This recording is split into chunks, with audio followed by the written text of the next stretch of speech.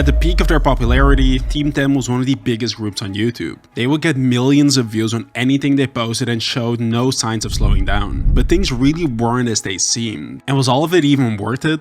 The people behind the group along with Jake Paul were blamed for exploitation, physical and mental abuse, and even racism towards specifically their Spanish members.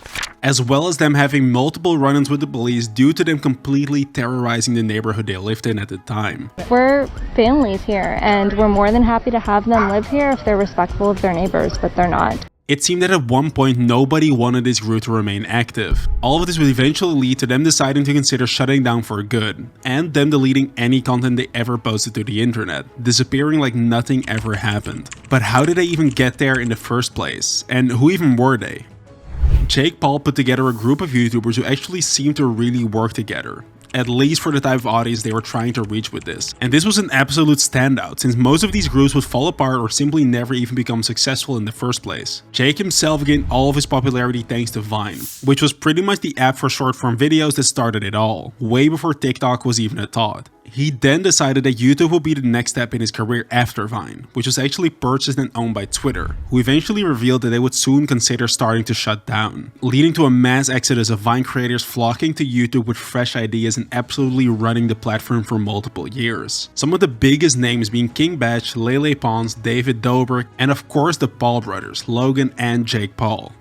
And as surprising as it might sound, Team 10 was actually a completely unique idea at the time, or at least that's what they want you to believe. But to be fair, there simply weren't that many groups doing what they did when things started off. But to start a group, Jake would need members. Officially speaking, there have been 37 people part of Team 10, but not all of them actually made an impact at all, and most were even very quickly dumped in favor of other talents. Out of all of them though, the only ones who are actually relevant in this story are the Martinez twins, Alissa Violet, and Jake Paul's old assistant, Megan Zelly. The Martinez twins grew up in Spain and would become popular creating vines back in the day. And they were very open about being massive fans of Jake at the time, so them being invited to fly over to Los Angeles was their lifelong dream coming true. The twins would end up leaving their home country of Spain to join Team 10, and it all came to an end just months later, with them accusing Jake Paul of committing a long list of offenses. And all of this took place throughout the entire time they spent with the organization, even going as far as to include racism. In their video, We Left Jake Paul's Team, which would end up getting over 7 million views, they would expose Jake for all of the things they allegedly were faced with. According to them, Jake would call the twins the B word, which is a derogatory term for people of Mexican descent, and he would do this every single week. And he would even call their fans the Martiners as a play on words between the two. The twins would allegedly ask if they could receive better English education by bringing a teacher on board, and this was denied by Jake because them speaking broken English would be funnier to him. All of this was so he could keep making fun of them for their accents and pronunciation. And it wasn't uncommon for him to abuse their lack of understanding to trick and force them into doing or saying things against their own will, even going as far as to make them kiss each other on camera. And to make things even worse, Jake refused to pay them a salary or even their fair cut of their video earnings because he claimed that them opening up a bank account in the US without being residents was illegal, since he held the power over them acquiring a visa as their employer. And even all the way up until today, it's still not exactly clear whether or not they have received the money that they were owed for all of the months they spent creating content for him. The twins never really managed to recover their careers after leaving Team 10. They had a couple of successful videos ever since, but they never managed to reach the same heights. And as of today, their channel with over 4.5 million subscribers pulls in only 30,000 views per month, with the twins not having posted a single real YouTube video since 2019, just 2 years after them leaving Team 10. And to think that this is the story of two teenagers who were between 16 and 18 years old while all of this happened without speaking proper English and leaving their entire family behind to move to another continent, this is an incredibly low point.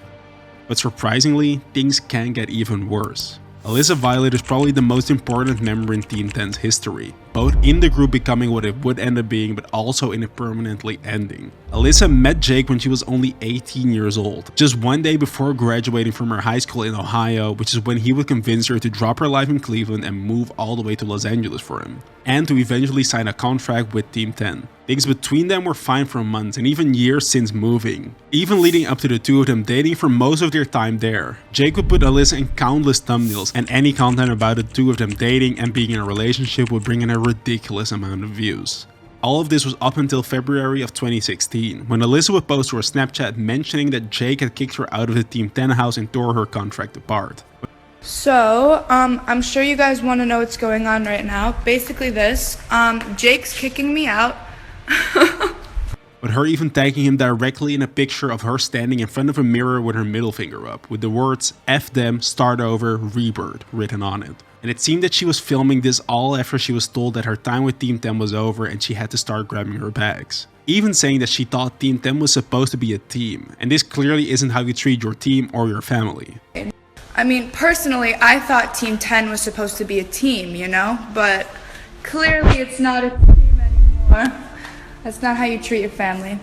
A year long of back and forth between the two of them would reveal that Jake allegedly cheated on Alissa multiple times per week, and the moment Alissa chose to speak out, she was kicked out of the house. She even claimed that he had dragged her down an entire flight of stairs and ended up breaking her phone during one of their fights. She would go out to mention that he wasn't physically abusive, but take that as you will. The two never ended up making things right between them since this moment and would keep on feuding. Like having multiple songs and diss tracks created about each other, but all of this would seem like entertainment to the general audience at the time. Nowadays, they seem to be peacefully living their lives out apart from each other, but one last incident would bring the house down for good. Alissa had left the Team 10 house and moved in with her new boyfriend, FaZe Banks. Jake would accuse Alissa's new boyfriend of physically assaulting his assistant at the time, Megan Zelly. According to her, he would wrap his arm around her neck and choke her until she was forced to escape from him and leave the party. He would completely deny that this ever happened to the media and instead claimed that this was a setup to give him and his side of the argument a bad look. And he started to tweet out saying that the police evidence was able to clear the situation and prove that nothing ever happened to her.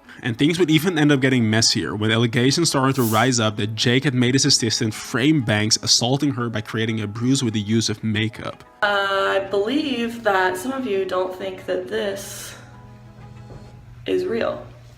She would try to prove that her bruise wasn't makeup in a short video, but nobody believed it. To this day, there is still no proof of any of this happening, and it all looks like it was all a publicity stunt to put Alissa and her boyfriend in a negative light. Especially when another member of Team 10 would announce that they didn't want to stand for the lies anymore and they had decided to leave the group because of this. All that to prove that they were in the wrong about the entire situation. At this point, all of Jake's lies would start falling apart, and even his own followers would realize it, resulting in him losing over 60,000 followers in a single day when the proof against him became too convincing. And shortly after this incident happening and their side being proven liars, Jake would officially announce that he would be shutting down Team 10 for good, just a couple of years after being active. But not without more allegations and victims coming into the media claiming that they were verbally and emotionally abused during their time at the house, as well as multiple cases of SA coming to light about Jake. Today, Team 10's rise to the top probably feels like a fever dream to anyone who was growing up during this era. They were essentially a dumpster fire to the point where you were somewhat addicted to watching what was going on, and it was working. Team 10 won't be returning anytime soon, and if you ask me, that's probably for the best. Jake is currently busy trying to become a successful boxer after attempting to become a full-time rapper. But none of this has gone without multiple stints of him getting fined and sued over his shady crypto dealings. And with all of this going on, depending on who you ask, things are turning even worse. But at least for all of the people involved with Team 10, it's probably for the better that both sides have moved on. Jake's track record has always been shady, and that's not even to bring up the millions he has cost his fans through all of his crypto scams. I guess that the next step is to see and find out whether or not he's even learned from all of the mistakes he's made with Team 10.